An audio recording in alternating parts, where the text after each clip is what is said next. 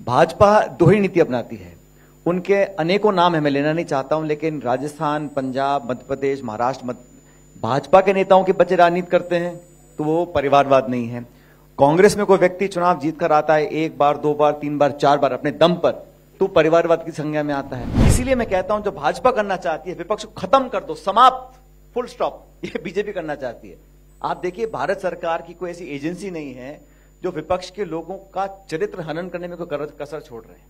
मुख्यमंत्री, मंत्री, विपक्ष के नेता, सांसद, विधायक जो भाजपा से विरोध में आ गया उसकी शामत है। फूजी स्कैम, किसी एक व्यक्ति को आज तक पकड़ाई हुई, उसकी कोई जेल गया, कुछ साबित हुआ, कुछ सिद्ध हुआ? इतने सारे स्कैम के नाम लेते थे, 1,72,000 crore, coal scam, spectrum scam, 2G scam, आज 10 साल हो गए हैं। एक सेकंड, 10 साल हो गए, किसी को आज तक जेल हुई है?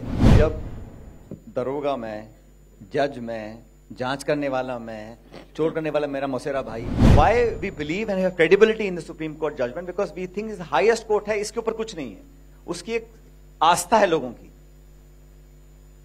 जब आस्था को नाश्ता बना लोगे फिर कुछ बचेगा नहीं। डिस्कम्फर्ट आपको रहता है, आप गिनती करते रहते हो, वो गया, वो नहीं गया, उसने ट्वीट किया, वो फोटो खिंचवा रहा है। अरे भाई, भगवान की पूजा है, आस्था का है। मैंने कहा ना, आस्था होनी चाहिए, और इस देश एक धार्मिक देश है, इनकी भावनाओं को समझना चाहिए। The point, and I hope you're not going to dodge my questions, but I'm meeting you for the first time after you people lost in Rajasthan.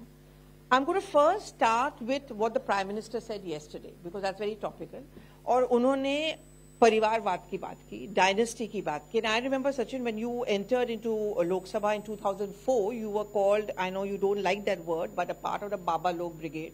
Rahul Gandhi, Jyotiraditya Scindia, Jitin Prasad and Sachin Pilot. And what was one, and Milind Devra. What was one common thread was that all of them belongs to families of politicians. When the Prime Minister spoke yesterday inside the Lok Sabha, he talked about Parivarvad. He said, हमारे party में भी है, but हम party को control नहीं करते। The Congress में one family controls the party. What do you have to say to that?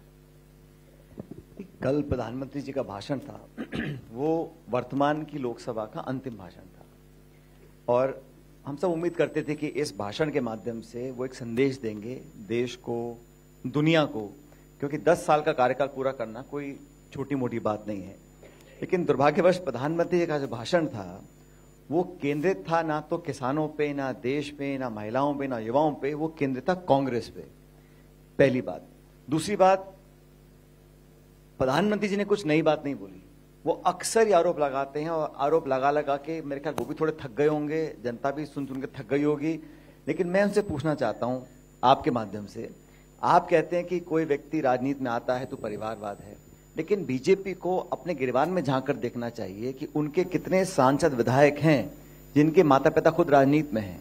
और मैं उन लोगों में से हूं जो मानता हूं कि कोई व्यक्ति अगर राजनीति में जनसेवा करना चाहता है तो उसके पिता, माँ बाप, दादा, नाना, नानी क्या है क्या नहीं, वो उसकी एडवांटेज नहीं होनी चाहिए, लेकिन वो उसकी डिस्क्वालिफिकेशन भी नहीं होनी चाहिए। अगर कोई व्यक्ति अपने दम पर जनता के बीच में जाकर मेहनत कर कर लाखों लोगों का वोट प्राप्त कर कर जनतंत्र में जीत कर आता है तो उसका सम्मान करना चाहिए। भाजपा दोहरी नीति अपनाती है। उनके अनेकों नाम है, मैं लेना नहीं चाहता हूं, लेकिन राजस्थान, पंजाब, मध्य प्रदेश, महाराष्ट्र, भाजपा के नेताओं के बच्चे राजनीति करते हैं तो वो परिवारवाद नहीं है।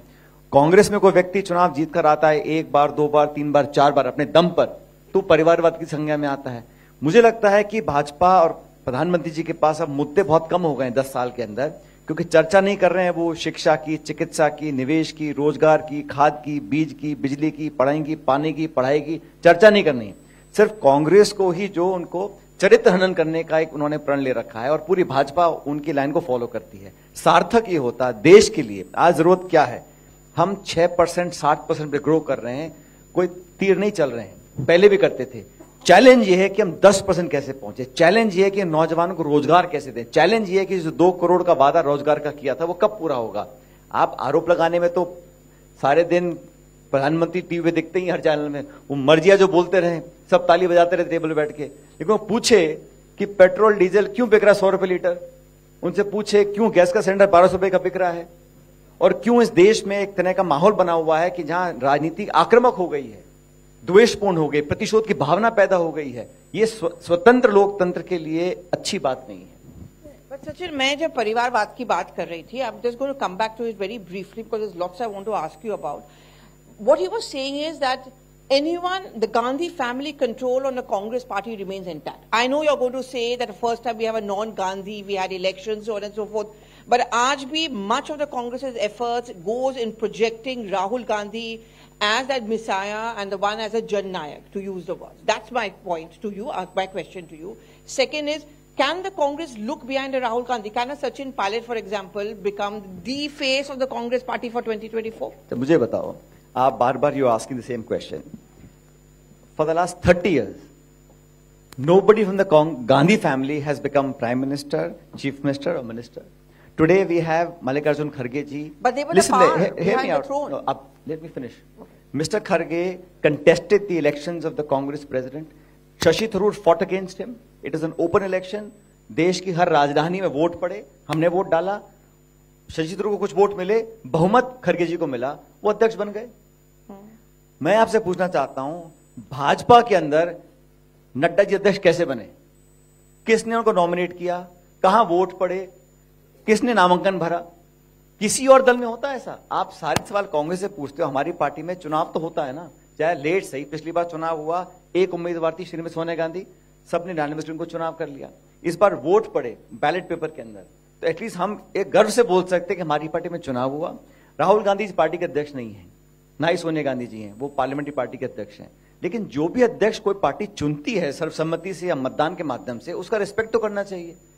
लेकिन मुझे समझ में नहीं आता कि जो ये फैसिनेशन है और ये ऑब्सेशन है कि कांग्रेस पार्टी के अंदर 10 साल का लंबा कार्यकाल है, 1 दशक बीत गया पल्लवी जी, अब समय आ गया, रिपोर्ट कार्ड दिखाइए ना। वो दिखाएंगे, there's going to be a white paper. I'm going to come to that. You know, let's talk about EVMs because आप कह रहे हो कि एक ऑब्सेशन हो गया है, आजकल कांग्रेस पार्टी में भी एक ऑब्सेशन हो गया है about EVMs. अब मुझे ये बात समझ में नहीं आ रही है, when you win elections in say Telangana, then the EVMs are fine. When you are losing elections say in Madhya Pradesh and Chhattisgarh and Rajasthan, then you blame the EVMs. Do you agree with your party's stand on EVMs? I will make a very clear stand. The Congress party at the AICC level has not taken a view on this yet. मेरा इतना मानना है। But your leaders. Listen, अब मेरी बात सुनो। देश में जो इलेक्शन कमीशन है, उसकी जिम्मेदारी बनती है। It is a constitutional body. It is incumbent upon the election commission to clear any doubt that even one single voter may have. 54 countries have gone to electronic voting machines and come back to ballot paper. Globally बता रहा हूं आपको मैं आरोप नहीं लगा रहा हूं, मैं सिर्फ इतना कहना चाहता हूं, अगर किसी मतदाता, किसी संगठन, किसी दल, किसी नेता के मन में, जहन में एक आशंका उठती है कि मुझे इसमें कुछ स्पष्टता और चाहिए, ट्रांसपेरेंसी चाहिए, पारदर्शिता चाहिए, तो ये जिम्मेदारी बनती है इलेक्शन कमीशन की कि उसके डाउट्स को क्लियर करे।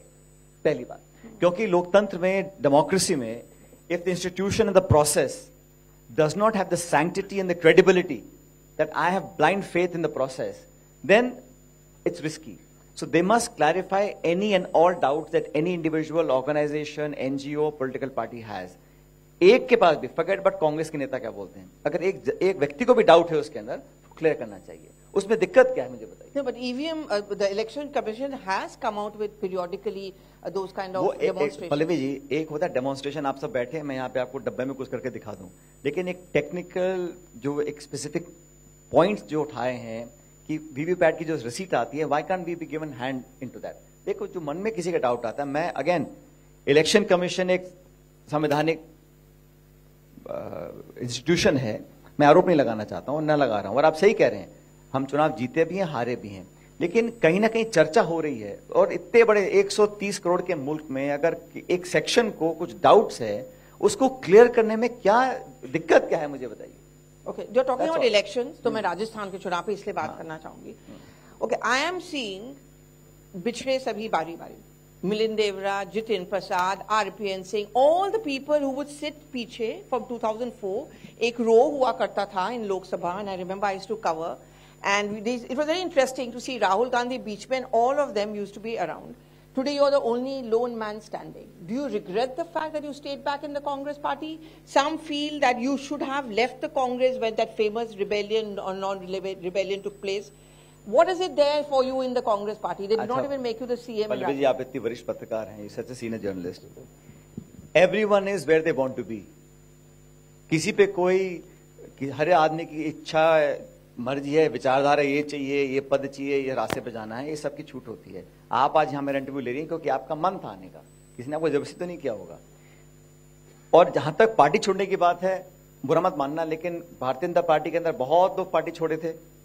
जसवंत सिंह, शत्रुघ्न सिन्हा, उमा भारती, कल्याण सिंह, बड़े बड़े दिग्गज पार्टी छोड़ गए। आप तो जाके नहीं पूछते बीजेपी के लोगों से कि सब पार्टी छोड़ गए थे। पार्टी कौन छोड़ रहा है नहीं छोड़ रहा है समुंदर है, ये चुनाव से पहले लोग छोड़ते हैं, आते हैं, जाते हैं, कोई बहुत बड़ी बात नहीं है। लेकिन व्यक्तिगत राहुल गांधी टीम तो क्या तोप चल गई भाई, नहीं मन लगा, चले गए दूसरी पार्टी में। भाई आप बताओ, जिसका मन नहीं लग रहा, सब स्वतंत्र है निर्णय लेने के लिए, चले गए। लेकिन टाइम बताएगा, समय बताएगा कि उनका निर्णय सही था या नहीं था। अंत में जनता जनार्दन है, सब जो बैठे हैं, आप मतदाता हो, और पब्लिक और समय तय करेगा कि उनका निर्णय सही था गलत था।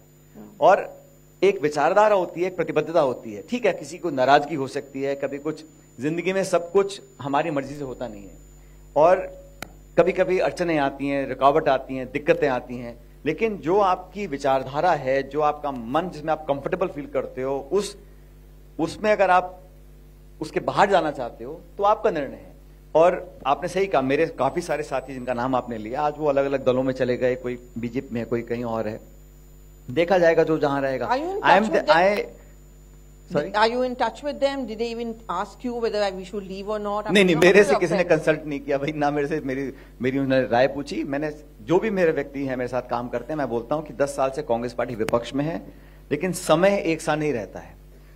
What goes up must come down. We have to be there to fight the good fight. Fight on principles, fight on conviction and fight with confidence. और जब हम चुनाव लड़ते हैं तो झगड़ा व्यक्तिगत नहीं होता। मेरे खिलाफ जो चुनाव लड़े थे बीजेपी से, वो मेरे दुश्मन नहीं है, मेरी प्रतिस्पर्धा है, मेरे कंपेटिटर है। और हमारा झगड़ा क्या है कि हम दोनों में से जनता की बेहतर सेवा कौन कर सकता है, हम इस पर डिबेट करते हैं। और पब्लिक ने मुझे चुना, इसका यह मतलब नहीं है कि मेरा दुश्मन बन गया जीवन भर के लिए। राजनीति में अलग अलग विचारधारा, अलग अलग सोच, अलग अलग पार्टी बहुत जरूरी है। इसीलिए मैं कहता हूं, जो भाजपा करना चाहती है, विपक्ष को खत्म कर दो, समाप्त, फुल स्टॉप, ये बीजेपी करना चाहती है। आप देखिए, भारत सरकार की कोई ऐसी एजेंसी नहीं है जो विपक्ष के लोगों का चरित्र हनन करने में कोई कसर छोड़ रहे हैं। मुख्यमंत्री, मंत्री, विपक्ष के नेता, सांसद, विधायक, जो भाजपा से विरोध में आ गया, उसकी शामत है।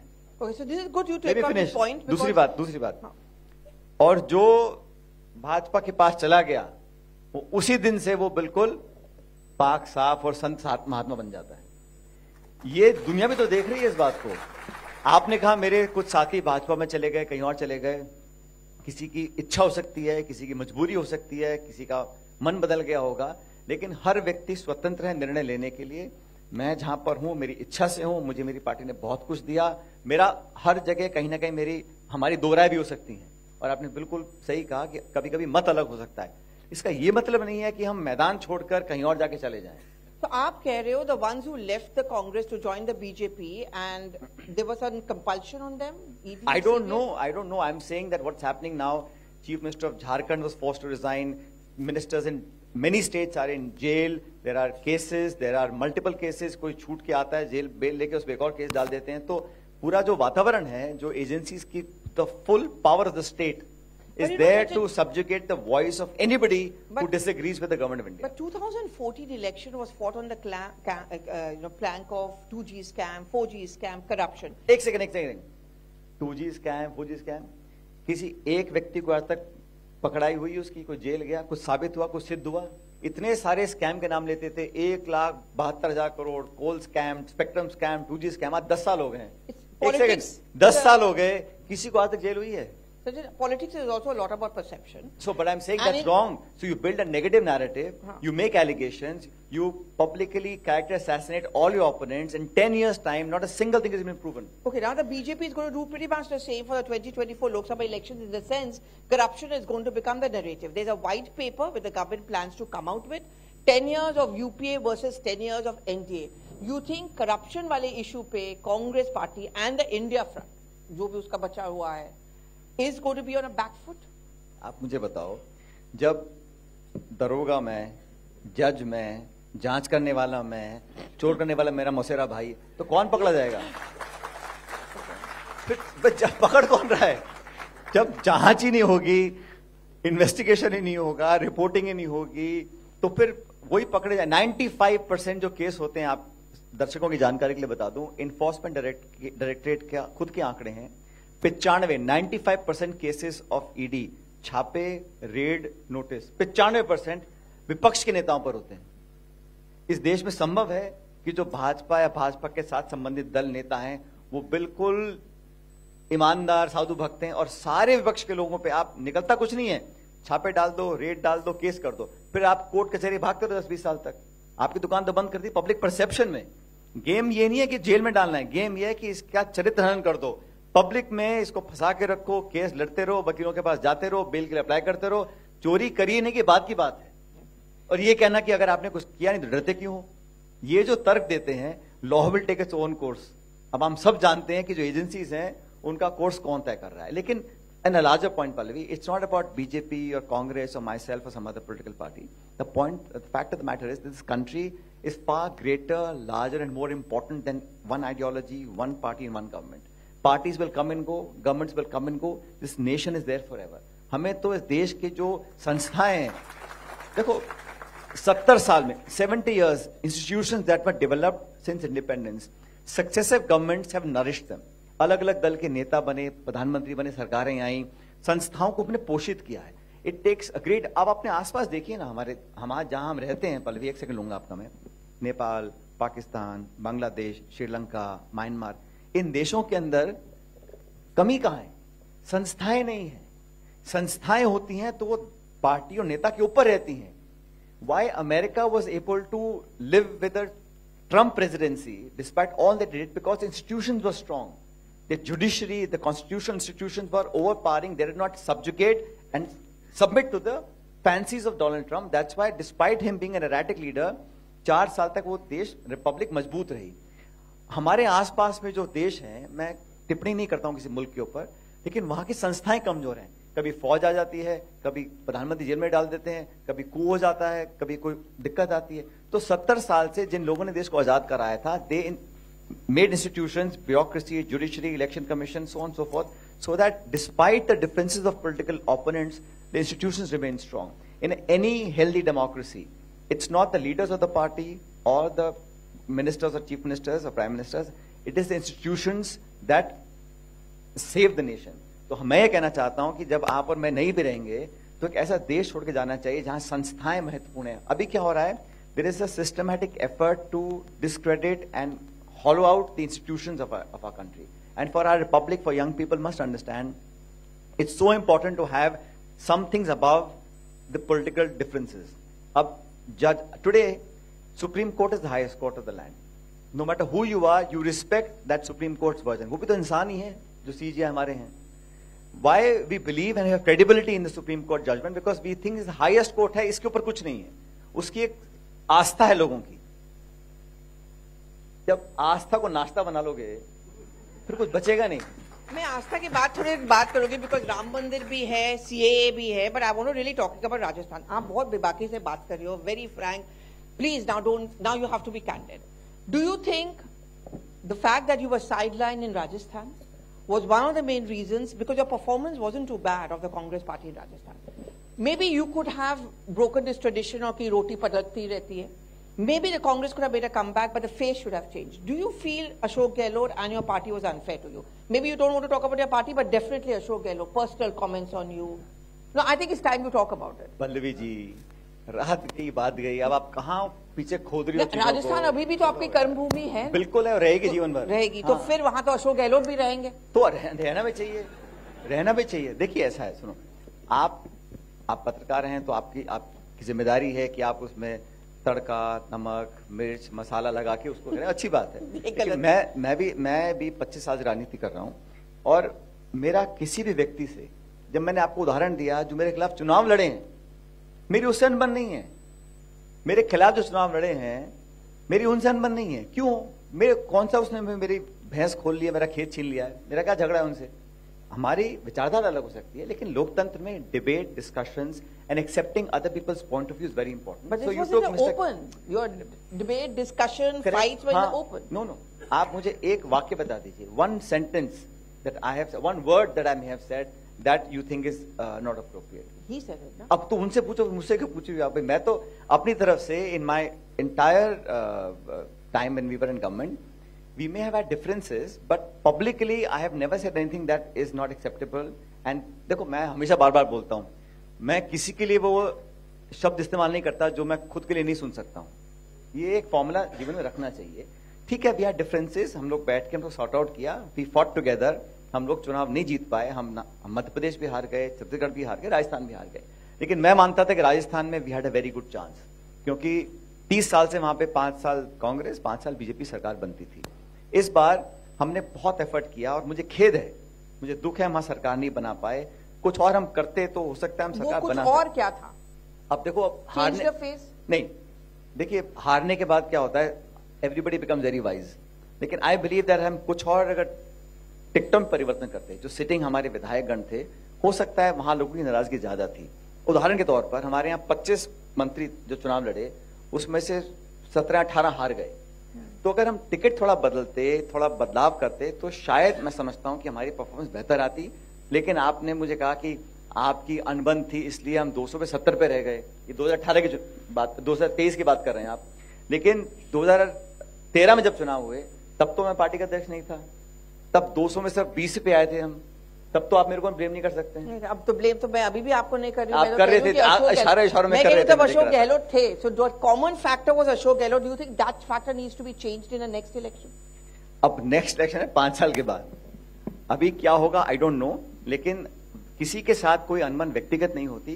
मुझे लगा था कि हम लोगों को कुछ कोर्स करेक्शन करना चाहिए. कुछ ऐसे इश्यूज थे जो पब्लिक इश्यूज थे. मैं विपक्ष में हूं, मैं एक मुद्दे पे स्टैंड ले रहा हूं, कल सरकार बन गई, मैं स्टैंड बदल दूं? मेरी भी तो एक क्रेडिबिलिटी है. मैं भी तो पब्लिक के इश्यूज को टेकअप कर रहा हूं. अगर कहीं एग्जाम लीक हो रहा है या बच्चे की नौकरी नहीं लग पा रही है, युवाओं के इश्यूज हैं, मेरे पार्टी वर्कर्स, हमारी कांग्रेस पार्टी के जिन्होंने 5 साल तक लाठियां खाई, जेलों में गए, खून पसीना बहाया, धरना दिया, प्रदर्शन किया, भूख हड़ताल की, परिक्रमाएं करी, पदयात्राएं करी, एक माहौल बना के सरकार में हम पार्टी को लेकर आए. एंड पार्टी से सरकार बनती है, सरकार से पार्टियां नहीं बनती. तो पार्टी में काम करने वाले जो पार्टी के वर्कर हैं, जिन्होंने सब कुछ सहन किया, खून पसीना बहा, उन लोगों को अगर मान सम्मान देके उनको एक स्टेक होल्डरशिप उनको प्रूव करें कि आप सरकार में आपको पद नहीं मिलेगा लेकिन आपकी शेयर रहेगी, आपका मान सम्मान रहेगा, वो ऊर्जा जो हमारे बूथ वर्कर की है वही तो चुनाव जिताती है. तो हम चाहते थे उनको ज्यादा हम सम्मान देके आगे लेकर आते. कुछ इश्यूज पे हमने काम भी किया, लेकिन दुर्भाग्यवश वो पूरा नहीं हुआ और हम सरकार नहीं बना पाए. उसका खेद मुझे है. Okay, before I move on to other quick issues, I want a quick reaction from you. You're talking about paper leak, and I know that was one issue. You made it very strong. And lots of young people over here, so I'm sure many of them have been something, they're aware of it. Today, the government is tabling a bill on paper leak and stringent punishment. And I did speak to Shanti Dhariwal, who's the MLA from Kota, from your party itself, maximum coaching centers. Coca factory ka naam to aap log ne suna hi hoga. You support the idea of this paper leak bill? At the center, which is bringing it, okay, and you think it's going to change? Of course, I think it's a step in the right direction. But I've always said this, Pallavi, it is not the severity of law. It is the surety of law. कानून तो बहुत बने हमारे देश में बने हैं, और कानून कितना सीवियर है वो डिटरेंट नहीं होता. कानून की श्योरिटी क्या है? कई देशों में आप लाल बत्ती जंप करेंगे तो उनको पता है कि लाइसेंस कैंसिल होगा, जुर्माना लगेगा, डिस्क्वालीफाइड. कई देशों में मालूम है कि लाल बत्ती जंप भी कर देंगे तो अपन निकल जाएंगे. तो कानून वही होता है. It is the surety of punishment, not the severity of the punishment, that is deterrent. First, हमारे राजस्थान में आई मस्ट इन्फॉर्म यू, जब मैंने इशू टेकअप किया था तो हमारी सरकार ने एक बिल बनाया. उस बिल में पेपर लीक में जो अगर कोई पकड़ा जाएगा उसकी सजा हमने उम्र कैद तक कर दी थी, life imprisonment, which is a positive development. But I keep saying, कानून बनाना आसान है, उसको इन्फोर्स करना दैट इज द चैलेंज. अगर वो हम लोग कर पाएंगे तभी इस पे हम कामयाब हो सकते हैं. Okay, now let's talk about Ram Mandir. Let's talk about CA Ram Mandir. I know your party stand on this. They've decided to skip the Pran Pratishtha. But then a few days back, I saw a picture of Rahul Gandhi at a temple in Jharkhand. अब आप कह रहे हो कि religion और politics को अलग रखना है. We don't want to mix it. We are not the BJP. What was this then? The cameras went there, the party flaunted it and called him a pure Shiv Bhakt. ये भी तो आप politics और religion को mix कर रहे हो. आप तो इतनी प्रसिद्ध, इतनी ज्ञानी पत्रकार हैं, आप सिर्फ फोटो देख के पूरा नहीं समझ सकते कहानी को. अरे मैं गई भी राहुल गांधी के साथ बहुत सारे मंदिर में. हम सब देखो, ये देश एक धार्मिक देश है पल्लवी जी, और किसी धर्म की पालना करना बड़े फख्र से करना चाहिए। मैं पारसी हूँ, सिख हूँ, मुसलमान हूँ, हिंदू हूँ, मेरी इच्छा है। और कौन किस धर्म की पालना करेगा ये जिस घर में आप पैदा होंगे उससे डिपेंड करता है। लेकिन धर्म की पालना करना, पूजा करना, प्रार्थना करना, ये हमारा अधिकार है। लेकिन मैं ऐसा मानता हूं कि जब हम जो शासक हैं, जो जिनको देश को चलाएं, जो स्टेट है, that must be removed from religion. व्यक्ति की ये आस्था है, मेरी आस्था, मैं किस भगवान की पूजा करता हूं, कब व्रत रखता हूं, कब भजन करता हूं, किस मंदिर में जाता हूं, क्या करता हूं, ये मेरे अंदर का मामला है। That should not effect the governance that one is entitled as elected representative. तो सरकार और पॉलिटिकल पार्टी जब उसकी आड़ में राजनीतिक फायदा लेने की बात करते हैं, मैं उसको गलत मानता हूं। बाकी इस देश में हर एक को छूट है, लेकिन मैं क्या खाऊंगा, क्या पहनूंगा, क्या बोलूंगा, किसकी पूजा करूंगा, कब करूंगा, ये डिसाइड करने वाला कौन हो सकता है? मैं उस मंदिर में तब जाऊंगा जब आप मुझे न्योता देंगे। ये गलत बात है। I disagree with you on this, because मैं आपको पता है मैं कांग्रेस भी कवर करती हूँ, and then I realise that in the last Lok Sabha elections, before UP elections, Rahul Gandhi would go to the temples. He would, पहले तो नहीं जाते थे इतना। दूसरी बात यह है कि एट अ बाकायदा press conference the Congress says he जनेऊधारी ब्राह्मण शिव भक्त है। क्यों कांग्रेस को भी ये करना है? आप मुझसे पूछोगे, I will answer your question. अब आप मुझसे पूछो कि आप किसकी पूजा करते हो, मैं आपको आंसर कर दूंगा। लेकिन मैं शॉर्ट पॉइंट बताना चाहता हूं। मैं आपको, आपने कहा राम मंदिर बना, सबको खुशी इस बात की कि ये सुप्रीम कोर्ट के आदेश से बना, और it happened with judicial approval, ताकि देश में कोई तनाव नहीं रहा, किसी को बुरा लगने की इसमें कोई इशू नहीं रहा, क्योंकि ये कानून का एक सुप्रीम कोर्ट ने निर्णय लिया था। लेकिन उस मंदिर के प्राण प्रतिष्ठा में इनवाइट कौन करेगा और कितनों को करेगा, मैं उसको गलत मानता हूं। क्योंकि आप अगर इनवाइट करें, अच्छा आपके 5,000 लोग गए थे, कौन से 5,000 लोग थे वो? अभिनेता, फिल्म स्टार, क्रिकेटर, उद्योगपति, बड़े बड़े पत्रकार। तो हम सब लोग राम भक्त नहीं है क्या? हमको तो इनवाइट नहीं आया। आप सब नास्तिक हो गए क्या? नहीं आया। तो अब उस पर आप वर्क करो, क्यों नहीं आया उसका आपको और कुछ करना पड़ेगा। मैं कहना चाहता हूं कि अगर इनवाइट कर रहे थे तो मुझे लगता है कि ये इनवाइट करने का, जो मैं ठेका नहीं बोलूंगा, लेकिन जिम्मेदारी किसने दी है? मेरा जब मन करे मैं होता जाऊंगा, 100 बार जाऊंगा, मुझे कौन रोकने वाला है? लेकिन किसी के कहने पर आप में से इतने लोग आ सकते हैं, इतने बजे आएंगे और उस दिन जाएंगे, ये बाध्यता क्यों है? In your party who were very, very uncomfortable with the fact that the top 3 skipped the Pran Pratishtha. Some were very vocal about it. Some of them said this is not going to help us. And then there were Congress-ruled states like Himachal Pradesh. Then there's Telangana, Karnataka. They've come out with their own versions of Ram Mandir. That particular day, Pallavi, everybody is free to take their own decision. No, you're wrong. Everybody in this country, including my party, is free to decide when and how they want to go and worship. Whether Ayodhya or Tirupati or Vaishno Devi, is up to them. You can't mandate. And then आप मुझे सवाल, आप 21 को क्यों नहीं गए, आप 26 को क्यों गए, आपके फलान नेता नहीं गए, आप नहीं गए? ये व्यक्तिगत निर्णय है। अगर हमारे प्रदेश का कोई मुख्यमंत्री जाना चाहता है तो कौन रोक रहा है उसको, और कोई नहीं जाना चाहता तो कौन फोर्स कर रहा है? लेकिन ये डिबेट क्यों बन गया, मैं समझ नहीं आ रहा मेरे को। और आप इसको इतना लंबा खींचे जा रही है, पता नहीं क्या हो गया। एक मंदिर बना है, बहुत अच्छा है, इतने लोगों की आस्था जुड़ी हुई है, और राम कण कण में है, राम हमारे अंदर है। राम एक ही मंदिर में है क्या? इस ब्रह्मांड का निर्माण नहीं हो सकता राम नहीं हो तो फिर तो। लेकिन आप ये कह रहे हो साहब, वो 12 बजे 21 तारीख को आप क्यों नहीं गए? तो मैं अब हम सब नास्तिक हो गए। Discomfort in your party? कोई डिस्कम्फर्ट नहीं है। क्या डिस्कम्फर्ट है?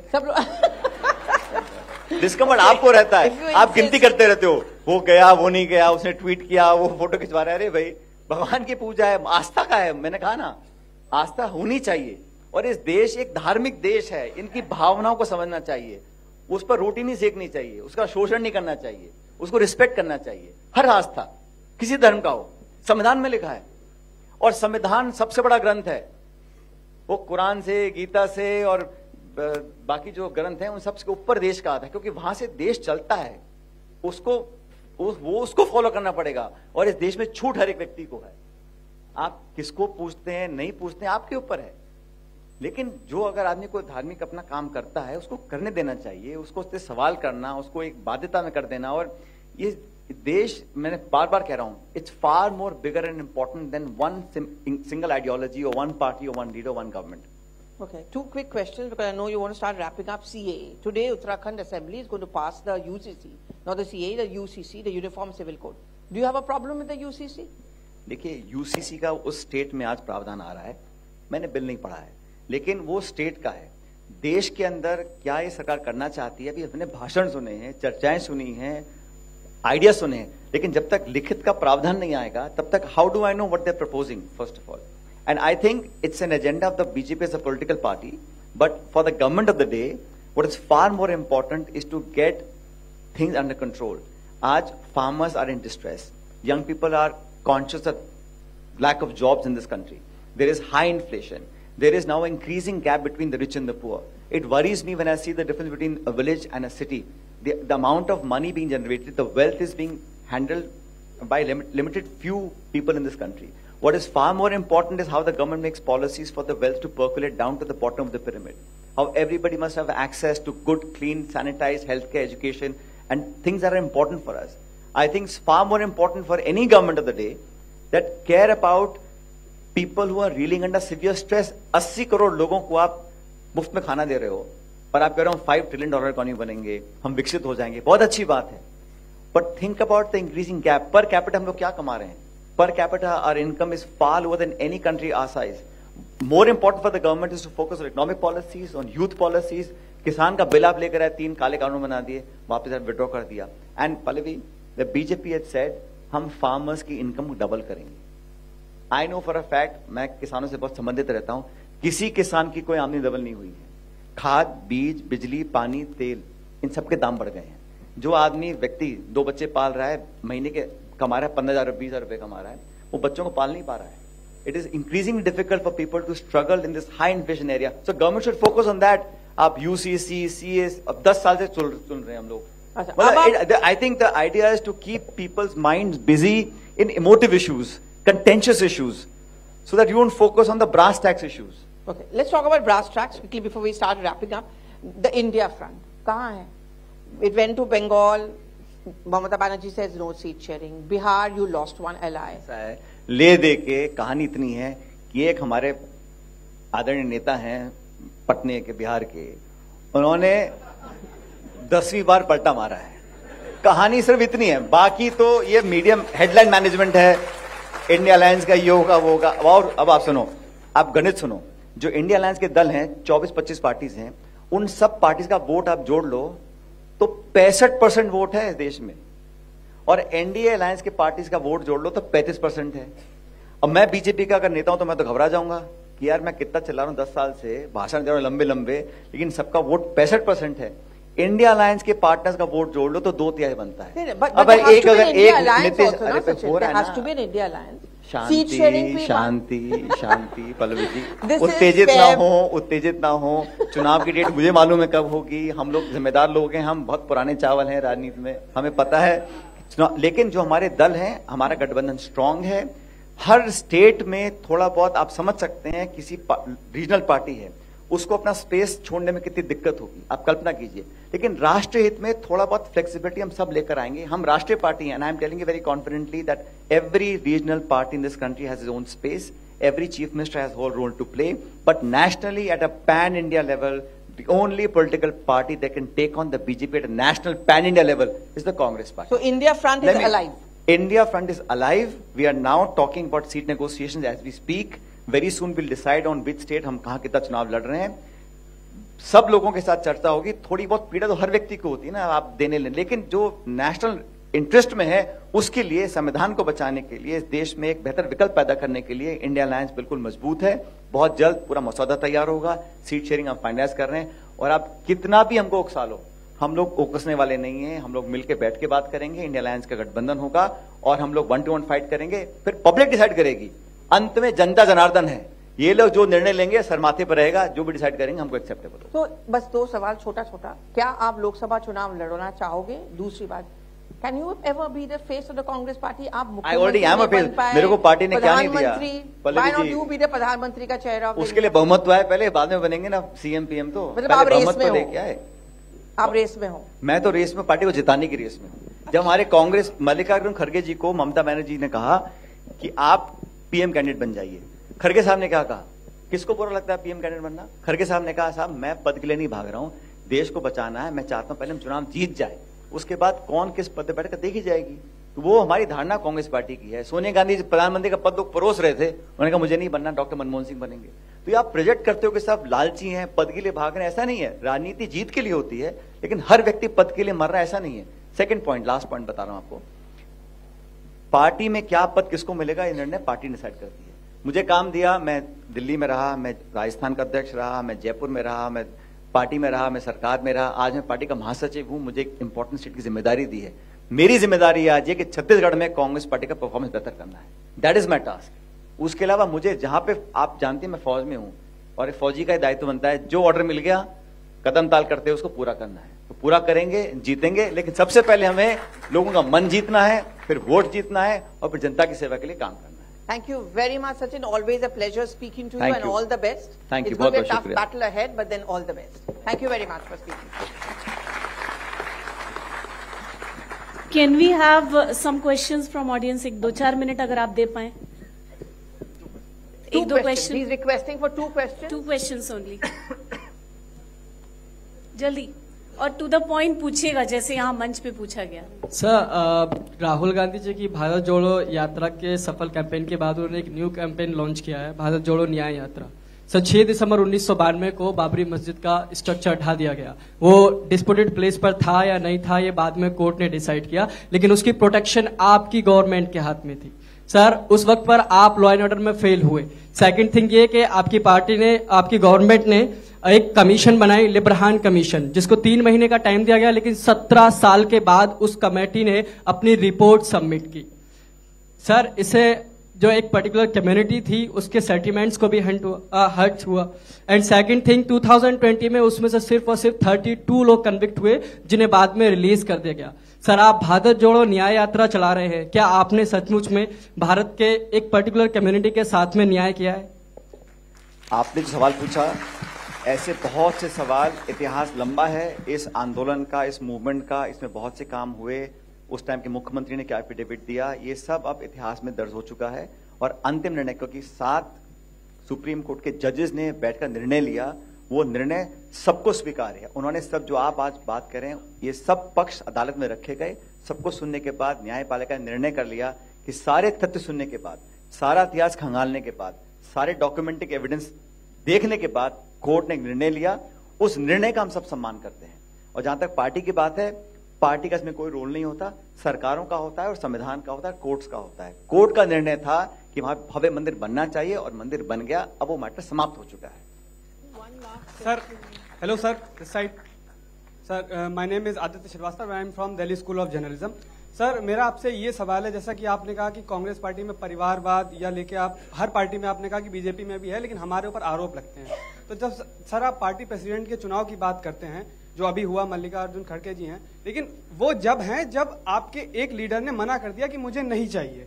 तो अब आप कह रहे कि एक संवैधानिक चुनाव हमने किया, उससे हम हुआ, लेकिन जब आपके एक लीडर ने मना किया तब हुआ। अगर वो मना नहीं करते तो क्या आप परिवारवाद की तरफ फिर दोबारा नहीं जाते? अगर मना नहीं करते तो चुनाव होता, अगर कोई लड़ना चाहता चुनाव लड़ सकता था। लेकिन मैं यही कह रहा हूं कि आप पार्टीज को कंपेयर कर लीजिए। हमारे यहां पर चुनाव होते हैं, कोई लड़े ना लड़े, पूरी प्रक्रिया होती है। बाकी दलों में तो वो उसका बॉदर तक नहीं करते कि चुनाव होना चाहिए। और राहुल गांधी जी ने जिम्मेदारी ली कि मेरे नेतृत्व में पार्टी हारी थी, मैं दोबारा अध्यक्ष नहीं बनूंगा। हमें उनकी चॉइस का रिस्पेक्ट करना चाहिए। कौन लोग होते हैं जो पद छोड़ना चाहते हैं? उन्होंने कहा मुझे नहीं बनना क्योंकि मेरे नेतृत्व में हारे। वो उसको स्वीकार कर रहे हैं, अपनी हार को स्वीकार किया, एक पॉलिटिकल जिम्मेदारी ले रहे हैं, मुझे उसको अप्रिशिएट करना चाहिए, मैं मानता हूं। और खड़गे जी नामांकन भरा, और कोई भर सकता था। 2 लोगों ने चुनाव लड़ा, 4 लड़ सकते थे। मेरे पिताजी ने चुनाव लड़ा केसरी साहब के खिलाफ, शरद पवार जी ने चुनाव लड़ा, 3 लोग लड़े, 1 जीत गया। लेकिन हमारी पार्टी में कम से कम वोट तो होता है ना, चुनाव की प्रक्रिया तो है, वोट तो पड़ते हैं। भाजपा में तो मुझे पता ही नहीं है उनका चुनाव नड्डा जी का कैसे हुआ, उन्होंने कहां से वो पर्ची निकली और कैसे वो अध्यक्ष बन गए। आपको मालूम है कैसे चुनाव हुआ उनका? किसने वोट डाले, किसने हाथ खड़े किए? तो वो हमारी पार्टी में हो रहा है, पूरी स्क्रूटनी में होता है। पल्लवी जैसे पत्रकार पूरे हैंडनेस लेके देखते रहते हैं कि कैसी प्रक्रिया हो रही है, कौन कर रहा है। हम ओपनली करते हैं, तब भी हम आप हमको सुना रहे हो। और जो करते ही नहीं है उनसे पूछ के देखो, आपको जवाब ही नहीं दे पाएंगे वो लोग। ठीक है सर, अभी उन्हीं से होगा। बहुत बहुत धन्यवाद।